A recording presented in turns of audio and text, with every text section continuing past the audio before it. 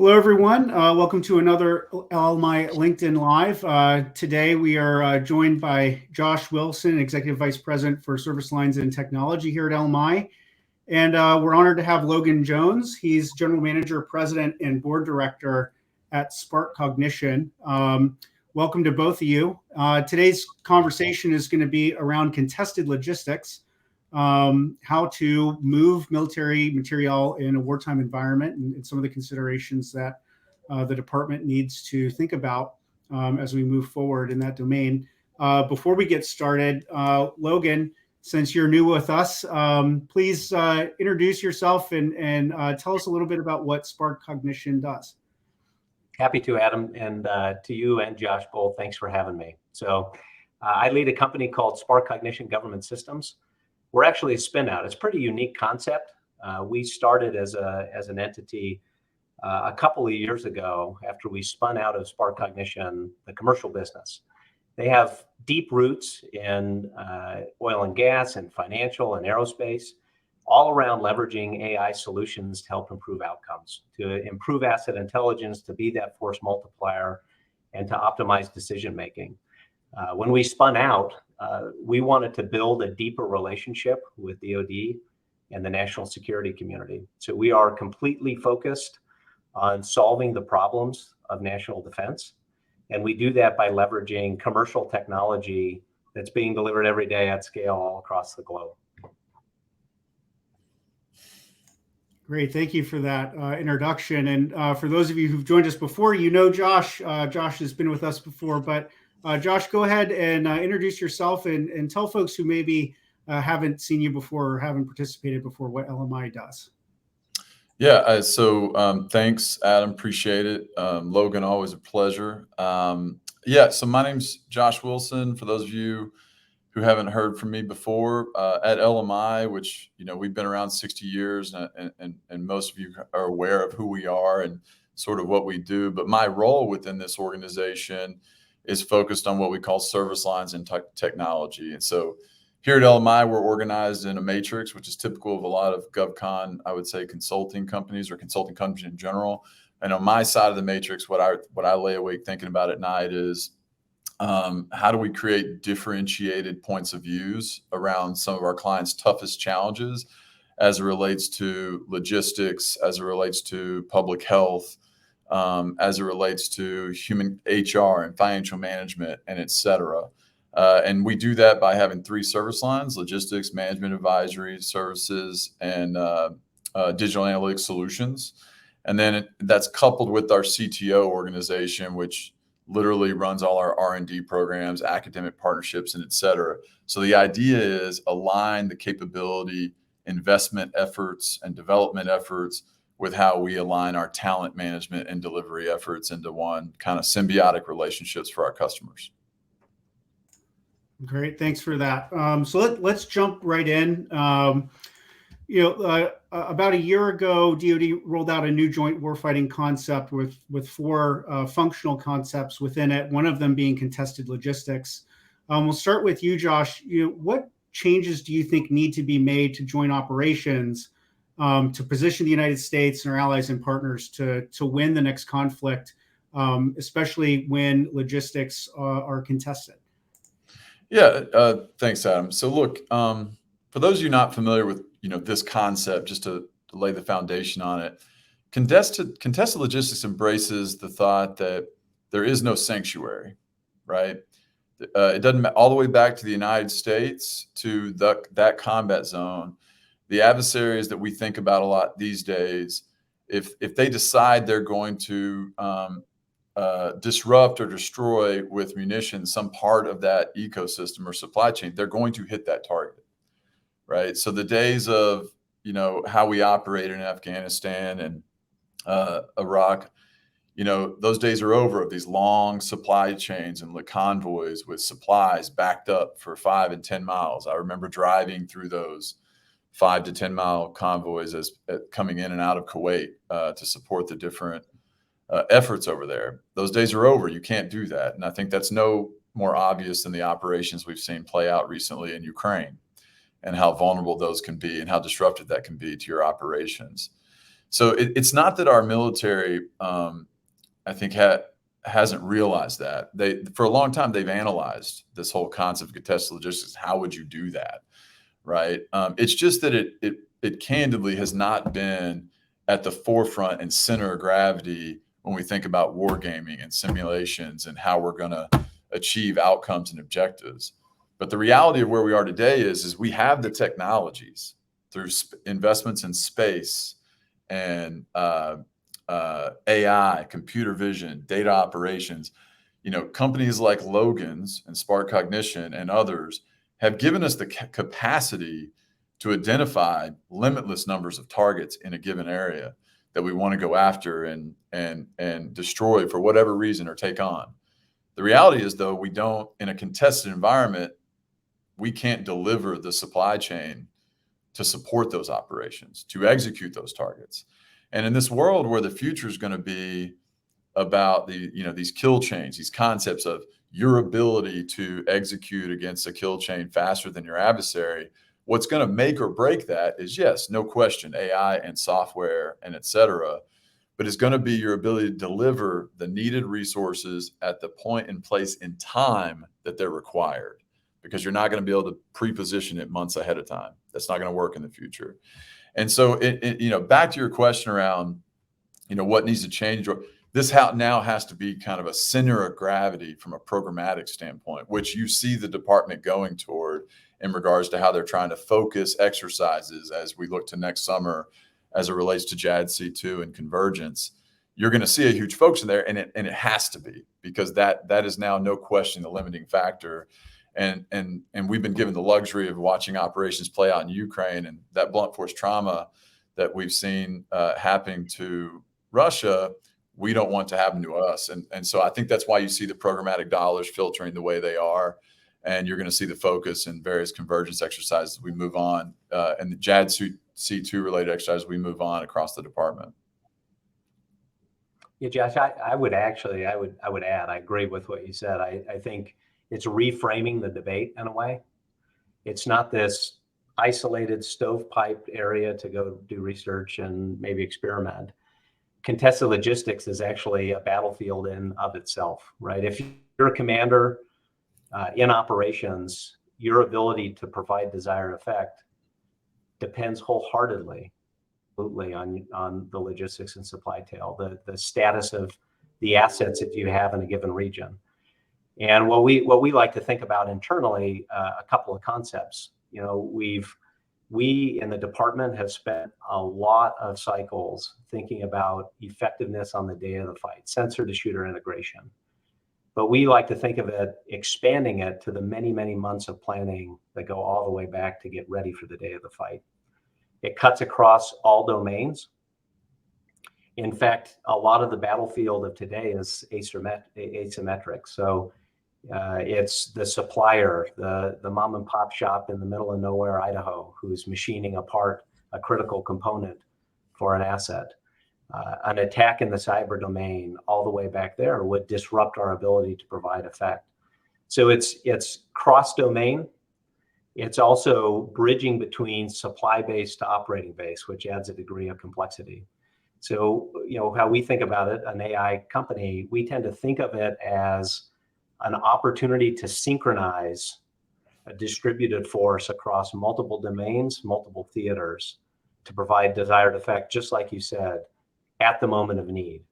And that analytics, the data that flows, is a critical component to understanding how we can really outcompete the adversary with logistics.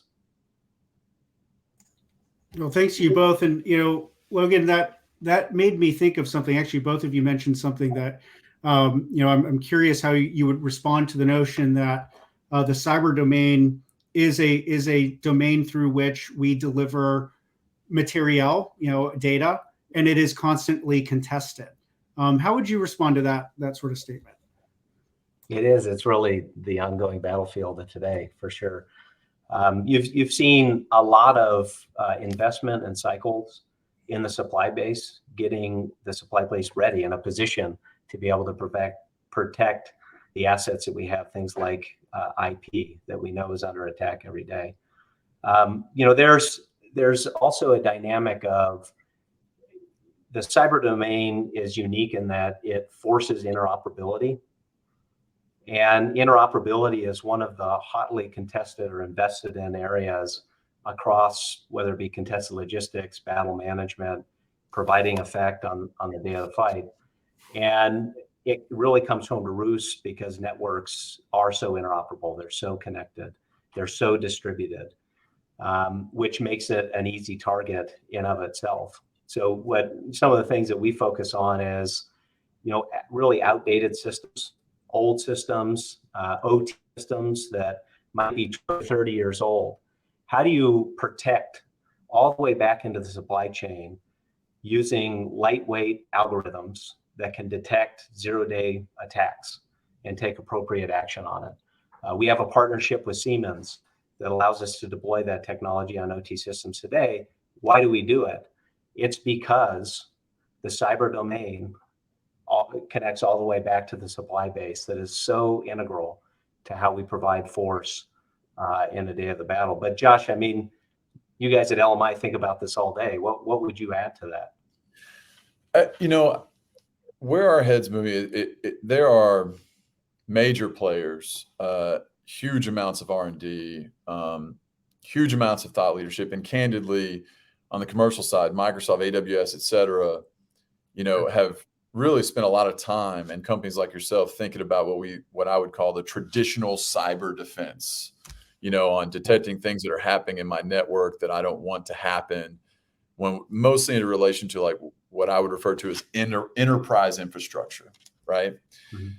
But when we think about contested logistics and operating in a JADC2 environment, there's going to be a huge amount of edge device, edge compute, information being shared amongst devices in the field that are going to feed valuable algorithms like Logan has talked about in regards to, do I need more ammunition? Do I need more fuel? When will I need that, right? And where we're spending a lot of our time and energy now is thinking through, how do you protect those devices? How do you detect when they're trying to be hacked at the edge where they don't have reach back at that time to what I would call like typical, enterprise infrastructure network and monitoring capabilities? How do you do all the things we're going to want these devices to do at the edge while also defending themselves and knowing when they've been corrupted so that they don't corrupt an entire ecosystem that's relying on accurate data to deliver things at the point in time of need? And so that's where we think there's still a ton of space and research and innovation that's required. Because, as you know, and you all produce and deliver a lot of IoT devices for all types of things, from predictive maintenance to managing various oil and gas networks and et cetera. Once those start giving you bad data, your models start saying crazy things, for lack of better words. So how do you defend those, protect those, is a big focus for us. I think there's, to build on it, Josh, when you look at the potential value of AI, ML, the whole category, but then you overlay it against what the threat dynamic is, and you look at, one of the assumptions I think you have to make in the future fight, it's really around comms degraded, comms denied. So on one side, we have this huge opportunity that we have massive amounts of data coming in from everywhere. How do you leverage that asset of today, train models up that can be deployed at the edge, that can operate and provide insights in an environment where comms may not be perfect, as we've had in the past? You pointed to things like Afghanistan and Iraq. AI, at the edge is, I think, the way you do it. Now, validation, verification, how do you ensure that the models are what they say they are? They're doing what they say they do. It might be a little bit of a stretch, but since we're focused on both the cyber aspect of contested logistics, but in your opening, Josh, you talked a lot about the physical movement of goods. So in the future fight, what might occur is 3D printing at the edge. If you have a 3D design, you have a grouping of materials. How do you ensure that somebody hasn't hacked into it and tweaked the recipe, tweaked the design in a way that creates a vulnerability. And what it reminds me of is, there's a whole category of applications in machine learning that uses algorithms in digital engineering and design. So how do you push this to the edge and have validation, verification, and digital design and engineering at the edge enabled by analytics? That's one of the potential opportunities in this whole world of moving physical items all around the globe. Well, I'm curious, Logan, and this dovetails to a follow-up question that I'd like to ask you. How do you, from a cultural perspective, who do you think is going to be most responsible for implementing this? Is this a traditional sort of cyber command, or your cyber operators within units? Are these logisticians? Are these commanders? Is this everybody? I know that the Space Force, in one of their efforts to stand up a unique digital first service, is trying to, as best as they can, send as many of the folks who are in Space Force to coding school essentially as they can. I think in part to get after this problem. What needs to happen culturally for some of these legacy services with hundreds of years of history and strong stovepipes in terms of their MOS, if you will, to think about not just edge computing or edge manufacturing, but how to implement AI and how to essentially deliver the effect the warfighter needs in this integrated fashion? Great question. Culture drives everything. What I would point to, you mentioned it, I think they're on the right footing and where they're starting. So training. If you create a digital core that can operate and see positive outcomes, that drives culture, and it drives culture over time. This is not just an overnight thing. And so the investments that they're making in training and upskilling around digital tools, is, I think, on the right track. There's kind of a core belief that I have, that we have, is you talked about where will it be operationalized. I think the easy answer is at all levels, but I think there's a big opportunity in the fact that the future is decentralized, and the source of power and creativity of the United States and its allies is through distributed decision making. It's going to be pushed out. So if you can take digital tools and analytics and drive it into the hands of the tactical force, the soldier, the sailor, the airman, that's hugely powerful. That matches our strength as a force. And I think they'll lean on these digital tools to really continue that momentum and outpace the enemy. Yeah, he was much better at that question than he was fly fishing in Montana. I'm just going to tell you, that was an amazing answer, Logan. That's because that's because I was being with you, Josh. Everybody gets scared away, including the fish, exactly. All right, Adam, what's next, man? Sure. Well, that's hard to segue, going from fly fishing to chips, but everyone's talking about, especially today, literally today, the infrastructure and logistics requirements around some of our critical materials, chips, semiconductors, rare metals. We're bringing some of that back, in part to secure that supply chain and make sure we can deliver, for our national security needs. But I'm curious what you think about some of the intangible items that are equally as important, like data, frequencies, something that a lot of folks don't really think about, but we have a very crowded electromagnetic spectrum. Fiber optic capabilities, especially when you're talking about undersea cables. How are some of these unique elements that are beyond chips and bullets and tanks influencing the department's thinking on the concept of contested logistics? Yeah, thanks, Ab. So look, there are a ton of incredible companies out there that have gotten really good at illuminating, as they refer to it, candidly, an overwhelming amount of risk. I mean, our world is so entangled at this point that there is some material for probably every weapon system.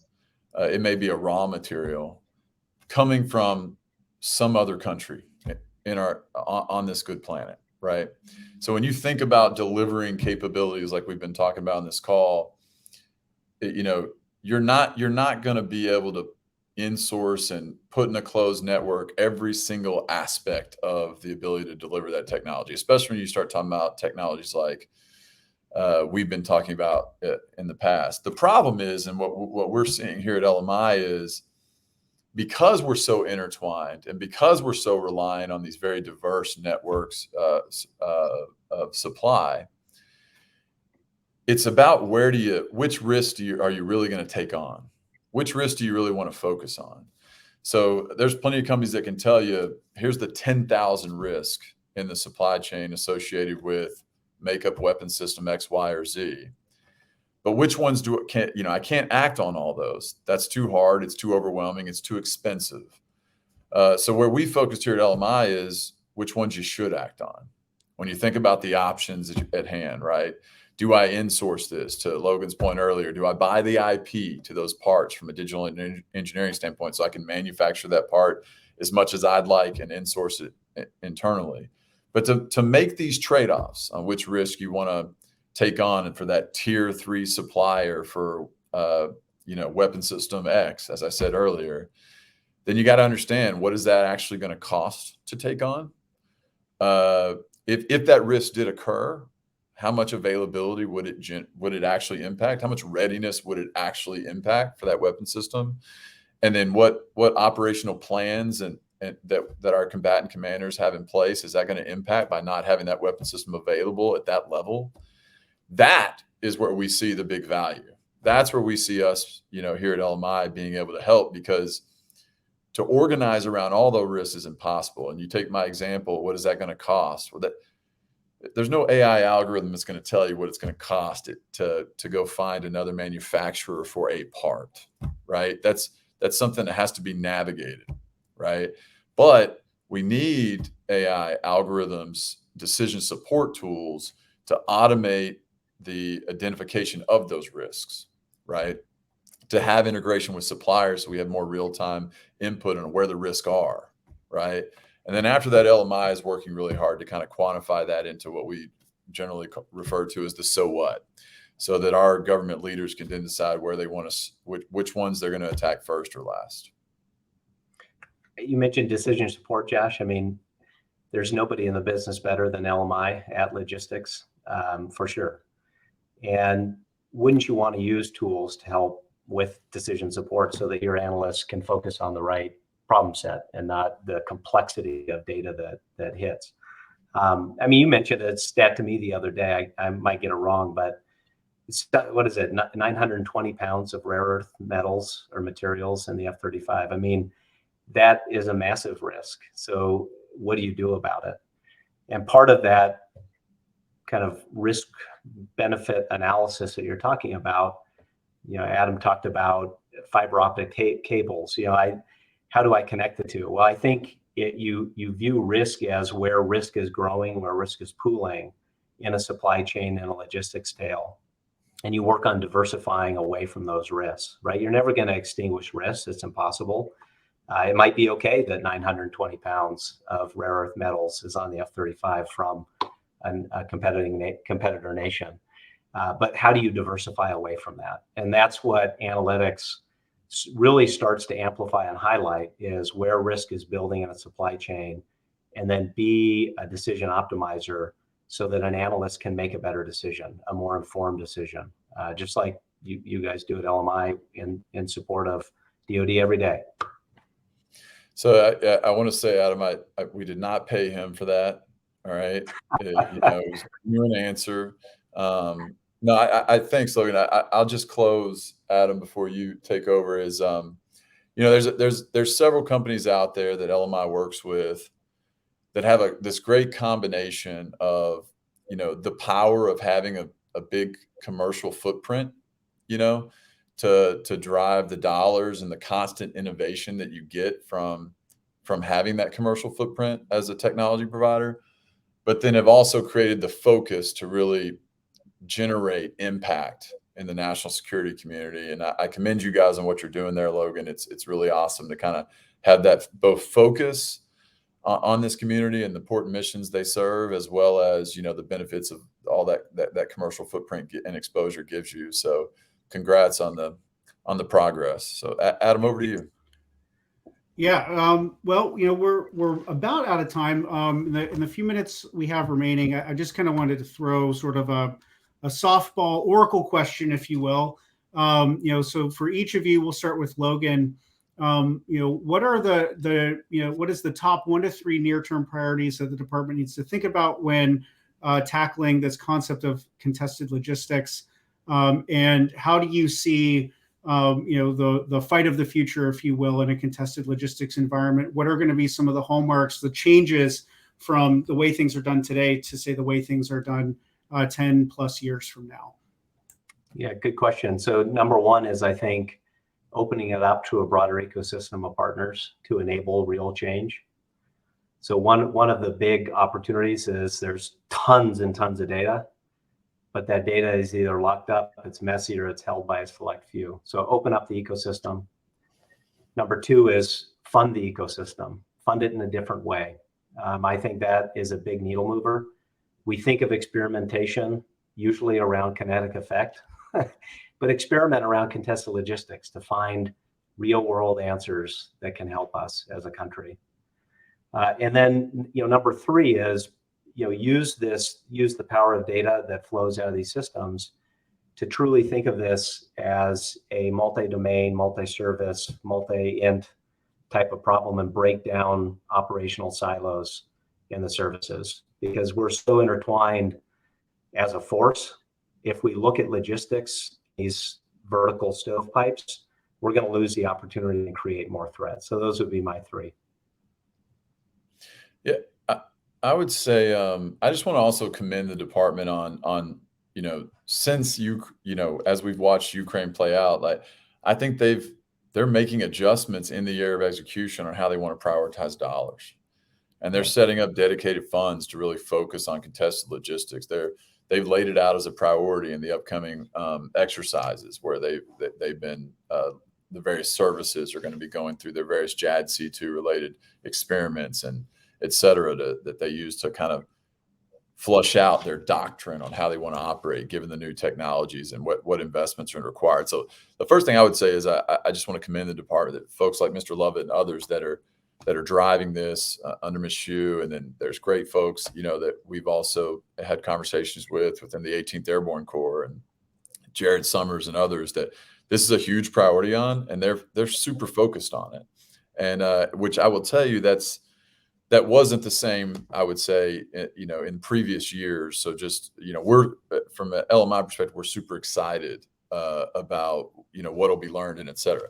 You know, I'm going to be very specific. You know, today, when you think about, you know, I was that guy, that engineer officer at one point in the Army, and it was, you know, I remember in the captain's career course, it was time to plan that, you know, in 72 hours, you're going to go fight against this type of enemy in this space, ready, go. And we had the calculators and Excel spreadsheet templates that we would fill out that would tell us how long it was going to take, to how many trucks and how long it was going to take to move from here to there. And it would take this long to dig this many foxholes, and et cetera. Right. I will candidly, you know, a lot of that still goes on today. Right. There's a lot of Excel based tools for these, what I would call planners.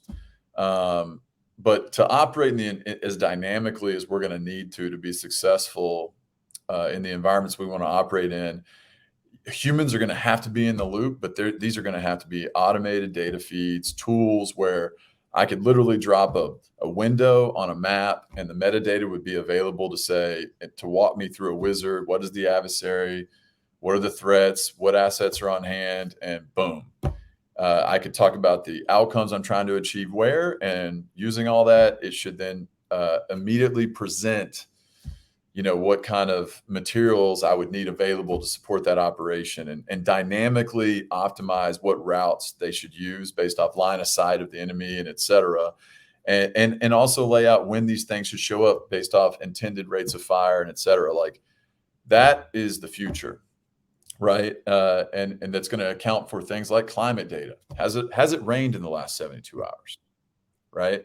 These are all things that I think and tools, automated tools and decision support tools and planning tools that have to become real for our planners. And I think that's what you'll see in the next 18 to 24 months, is that they will be. Really appreciate those two answers. And, whenever someone comments, I like to bring it over. Just, we can wrap up on this idea. Luis mentions viable leverage of commercial capabilities. I know we're seeing that more in the space-based ISR domain in particular, and we saw that to great effect in the conflict in Ukraine. I think Luis makes a great point that contested logistics are going to have to include the integration of commercial off-the-shelf and commercial services writ large. So thank you for that comment, Luis. Thank you both for an awesome discussion. Josh and Logan, I hope you catch a lot of fish on your next fly fishing adventure. But I really appreciate it. And with that, one of us will, Adam. One of us will. Right. All right. Well, we will save that. Maybe we'll do a LinkedIn Live from Montana. But until then, we'll close out here. Thank you both. And thanks for everyone who joined. Thanks for having us.